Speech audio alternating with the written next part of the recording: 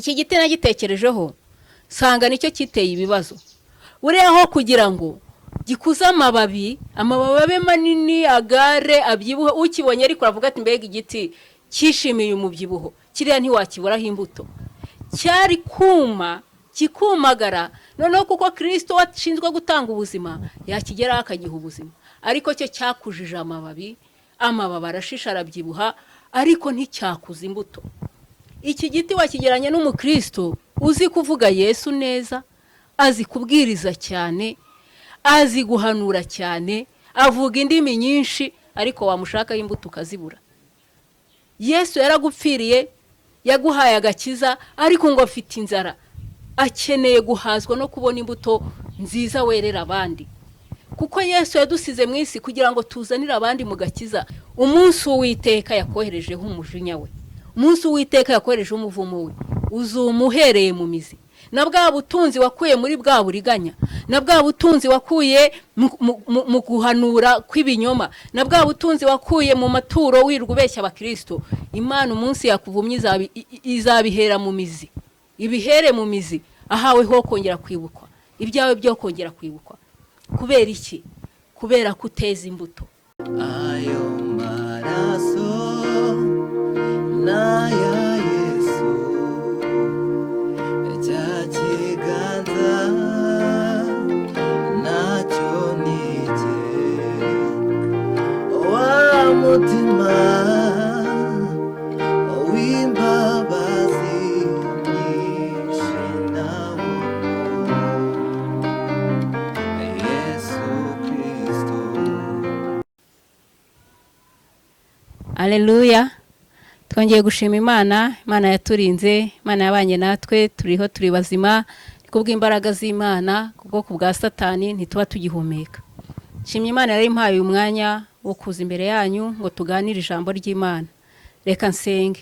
Mana, ndagushimye ndaguhimbaje, ndagushimye ko wabanye natwe, waraturinze, byaduhize byari byinshi, ariko nawe wabaye mu ruhande rwacu, niyo mpamvu tugihumeka umwuka w'abazima.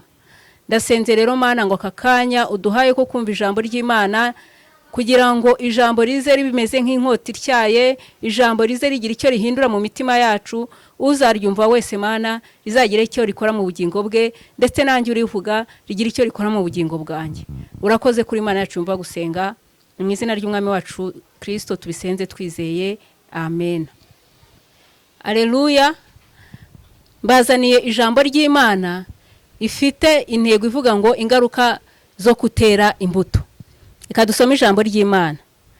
Areba kure abona umutini uriho ibibabi, arawegera ngo ahari yawonaho imbuto, nyamara ugezeho ntiyagira icyo abona keretse ibibabi, kuko kitari igihe cyo kwera kw'imitini. Arahubwira ati umuntu ntakarye ku mbuto zawe iteka ryose. Abigishwa be barabyumva. Bukeye bwaho mu gitondo kare bakigenda babona wa mutini wumye uhereye ku mizi. Amena. Iri jambo dusomye turisomye muri Mariko gice cya 11 umurongo wa 13 kugeza kwa 14 n'umurongo wa 20. Dusomye igiti cyitwa umutini Yesu yavumye. Ngo iki giti cyari kiri ahantu ku nzira, ahantu kigaragara. Iki giti cyagize ibibazo, cyagiye kijya ahantu kigaragara ku nzira, aho umuntu agikeneyeho imbuto, aho umuntu azicwa n'inzara akaba yasoroma, aho umuntu ari kumwe umwana narira azagenda akamusoromeraho imbuto akamuha. Cyari igiti kiri ahantu n'ubundi kintu cyari gikwiye no kuhaba, kuki cyagiye ahantu ku muhanda ahagaragara, aho abantu bakibona bakitegeye kandi kikabura imbuto. Iki giti rero cyarambabaje, cyari igiti ngo cy'umutini, kirangije aho kugira ngo kigire imbuto ngo kigira amababi menshi.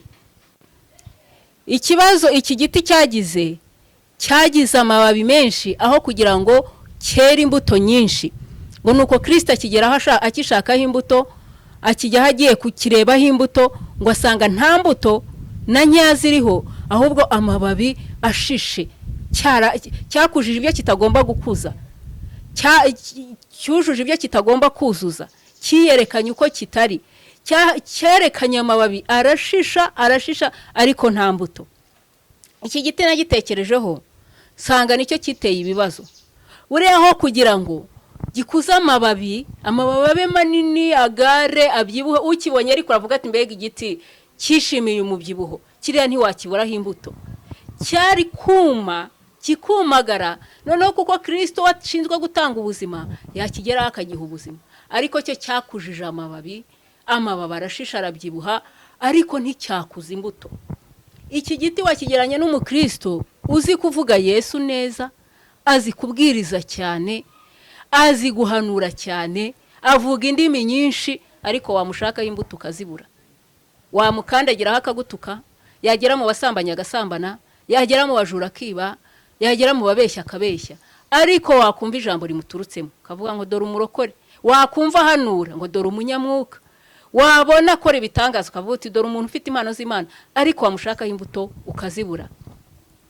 Iki giti rero nacyo niko cyari kimeze, ngo Kristo araza ashonje. Uzi ko Yesu ashonje agushonjeho imbuto. Yesu arashonje kandi azahazwa no kubona wera imbuto zikuriye abihane. Yesu afite inzara, azanezezwa no kubona ukora ibishimwa mu maso y'Imana. Uba mu bapagani ntukore nk'ibyabo, utavuga nk'abapagani, utareba nk'abapagani, utambara nk'abapagani. Uzi ko Yesu ashonje imbuto zawe zikuturukamo. Yesu yaragupfiriye, yaguhaye agakiza, ariko ngo afite inzara, akeneye guhazwa no kubona imbuto nziza werera abandi. Kuko Yesu yadusize mu isi kugira ngo tuzanire abandi mu gakiza. Yesu ngo asiga abwiye abigishwa be ngo nuko ngo nimugende mubabatize mu izina rya Data na Mwana n'Umwuka, kandi ngo mubahindura abigishwa banjye. Icyo Yesu misiyo yasize ahaye abigishwa be ni uguhindura abandi abigishwa be. Iyo rero Yesu akubuzemo imbuto zahindura abandi abigishwa be, uramubabaza cyane. Inzara ye ntiwayimara, kuko inzara ya Yesu nuko abantu bose bakizwa, nuko abantu bose bazabana nawe mu bwami bw'ijuru. None harangije aguha agakiza, arakohereza kugira ngo nawe uzane abandi kuri we. Ariko iyo bakurebyeho bakuburaho imbuto, ujya gusengera abantu ukabasambanya, ujya kubwiriza abantu ukababwira ibinyoma ibijyanye n'irari ryawe, ujya guhanurira abantu ukabahanurira ibyo ushaka kugira ngo baguhe amafaranga. Yesu ariho aragushakaho imbuto akazibura. Yesu yarageze kuri iki giti cy'umutini ngo aje ashonje ashaka imbuto, ngo arazibura. Kandi noneho Bibiliya yatubwiye ngo ntago cyari igihe cyo kwera kw'imitini. Ikibazo rero uyu mutini wari ufite, kuki wejeje ibyo utagombaga kweza? Kubera iki wagaragaje ibibabi? Kuki utumagaye? None se nimba gukiranuka bikunaniye washyize hasi Bibiliya? None se waretse kubeshya abantu kuri umuvuga butumwa? None se waretse kubeshya abantu kuri umuhanuzi kandi uriho kubasambanya? Wowe babwire ngo ndi umupagani, nungeraho uri umukobwa ntuzampa imbere. Wowe babwire ngo ngewe ndi umucuruzi, ntago naje kubwiriza ubutumwa bwa Kristo, naje gushaka amafaranga. Nimumfashe mu amafaranga njye gushinga business, ariko ureke kubwiriza abantu ibintu by'ibinyoma kugira ngo bakunde baguha amafaranga. Yesu ageze kuri iki giti rero ngo arakivuma. Agihoye iki? Agihoye ko cyejeje amababi, nubwo kitari igihe cyo kwera imbuto, ariko se kuki cyejeje amababi? Ntago uri mu gihe cyo kwera imbuto, kubera iki uri kwitwaza izina rya Yesu? Nta gakiza kari muri wowe, ntago wabasha kwera imbuto. Kubera iki uri kwitwaza ubuhanuzi se ukajya guhanurira abantu iby'Imana itavuze kugira ngo baguhe amafaranga? Uriho uri kururira umuvumo, kubera ko ntago uriho kwera imbuto. Nubwo tarakizwa bivemo, kuko nturi mu gihe cyo kwera imbuto. Ntago uriho kwera imbuto, bivemo. Reka kwitwaza Bibiliya ujye gushuka abantu, bivemo. Reka kwitwaza ngo iravuze ujye kubeshya abantu, bivemo. Reka kwitwaza ubuhanuzi n'imirimo n'ibitangaza bitari byo kugira ngo ubone amafaranga. Babwire ngo ngewe ndashaka amafaranga, naje gukora business. Basuvuga ukuri. Abashinzwe kwiga imishinga bakwigira umushinga, ugenda ukora undi mushinga wakungura, ariko ureke kwitwaza izina rya Yesu. Iki giti rero cyitwa umutini cyaravumwe, nubwo kitari igihe cyo kwera, nuko cyagaragaje ibyo kitagomba kugaragaza. Cyerekanye amababi ko gishishe, cyerekana ko cyo kivomerera amazi, kivomera amazi mu butaka kikaba cyarashishe, ariko wakigeraho ukakiburaho imbuto. Nawe werekana ko ufite impano z'Imana, uzi kuvuga indimi, urazivuga amasaha 24 kuri 24, ariko bagushaka imbuto bakazibura. Nawe uzi kuhanura, uravuga rwose ukanaba wanarondora umuntu ukamenya n'ibyo atekereza, ariko se kuki bagushaka imbuto ntibazibone? ibyo rero byagukururira umuvumo, ibyo byatuma uvumwa. Iki giti rero Kristo ngo yarakivumye. Bukeye bwaho mu gitondo kare bakigenda babona wa mutini wumye uhereye mu mizi. Umunsi w'Uwiteka yakoherejeho umujinya we, umunsi w'Uwiteka yakoherejeho umuvumo we, uzuma uhereye mu mizi. Na bwa butunzi wakuye muri bwa buriganya, na bwa butunzi wakuye mu guhanura kw'ibinyoma, na bwa butunzi wakuye mu maturo wirwa ubeshya abakristo, Imana umunsi yakuvumye izabihera mu mizi, ibihere mu mizi, ahawe ho kongera kwibukwa, ibyawe byo kongera kwibukwa. Kubera iki? Kubera kuteza imbuto, kubera ko wakujije amababi inyuma. Wakumva uvuga Yesu yakumva uri umurokore, wakumva uhonora yakumva uri umurokore, wakubona ukora ibitangaza yagira ngo uri umurokore. Wakujije amababi ariko imbuto ntazo. Mu basambanyi urasambana, mu bajura uriba, mu banyabinyoma nawe uriwe, ariko ukavuga ngo uri umukozi w'Imana. Umunsi Yesu yavumye, nagira ngo nkubwire ngo ibyo wishingikirijeho byose bizashya bizuma bihereye mu mizi, nk'uko iki giti ngo cyumye bihereye mu mizi. Imana ikugirire neza rero. Nimba ari uko wari umeze, Yesu aracyari ku ntebe y'imbabazi kandi yiteguye kukubabarira. Icyo nkusabira nuko wahindukira ukera imbuto, cyangwa ukava mu gakiza ukavuga ngo ngende umupagani mu nsengere Imana impagakiza. Nibyo byakugirira umumaro.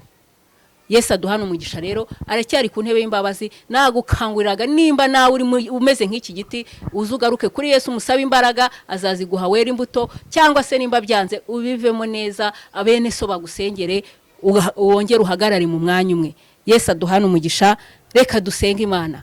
Mana ndagushimye ndaguhimbaje, ndagushimye ku bw'aka kanya uduhaye, ndagushimye ku bw'aka kanya k'ijambo, ndasenze kugira ngo umuntu wese uzaryumva yarari mu mwanya utaruwe. Yesu Yesu Yesu Kristo mwene Dawidi abareho kumukurayo, mwuka wera wemeza abantu, abareho kumwemeza kugira ngo atazavumwa uyu muvumo kandi yaburiwe.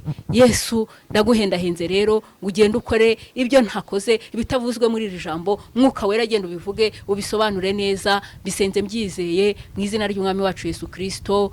Amen.